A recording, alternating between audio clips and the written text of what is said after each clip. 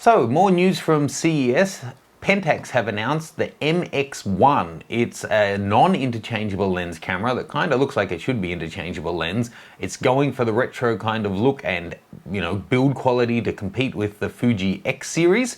Let's have a look.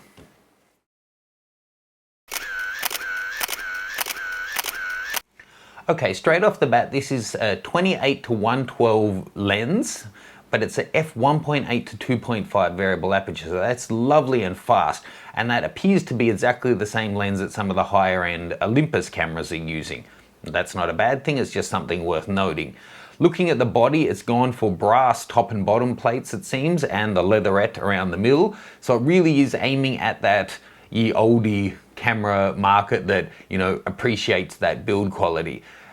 I have to say it looks a little bit naff in my opinion, not quite at the stage. I think some people who are buying with a large motivation being how good the camera looks may not find this up to the level of the X100 or that kind of camera, but who knows, that's personal taste.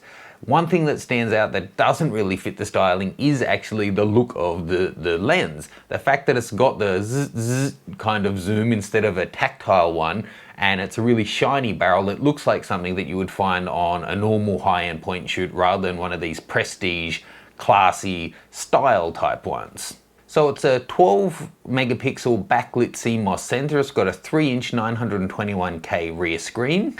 ISO is from 100 to 12,800. We'll have to wait and see how it performs. It's got built-in HDR, whoop-de-doo, full HD video, fantastically, full access to the manual controls, nice and easy. In terms of the sensor size, this is a step above your average medium to high-end point and shoot camera, which are a 1/2.3. This is a 1/1.7, but it's still not as big as something like the Fuji X10, which has the 2/3 of an inch sensor.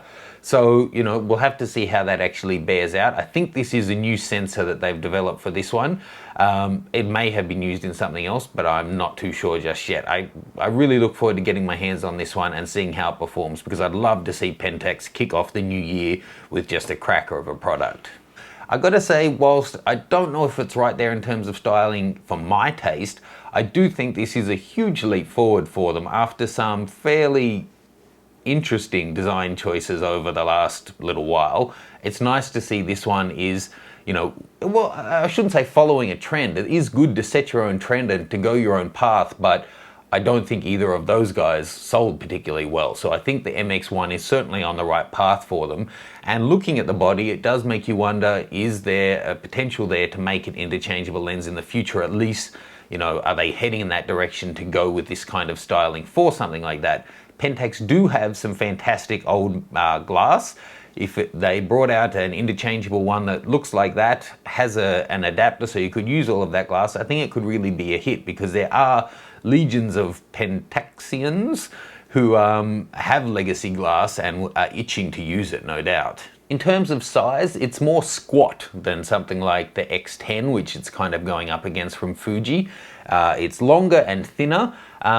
So, again, that'll depend on people's styling preferences, but it seems to be ticking the boxes in terms of minimum specs you would expect for something in that kind of a price range. The fact that they're using brass in it instead of mag alloy really seems to be a signal that they're throwing back to that bygone era of build quality. I just really hope that the image quality and all of the specs deliver on what people expect in this day and age.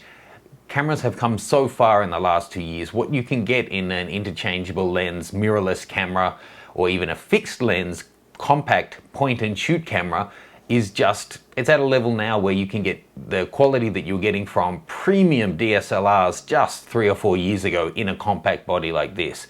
So for Pentax to really lift their game and enter that market will be a great thing to see, and we'll have to wait and see. Thanks for watching. Please click to like and subscribe. Jump over to that nikonguy.com/community. You can get involved in the conversation there and let us know what you think of this and all the other announcements that are coming this month. Thanks. See ya.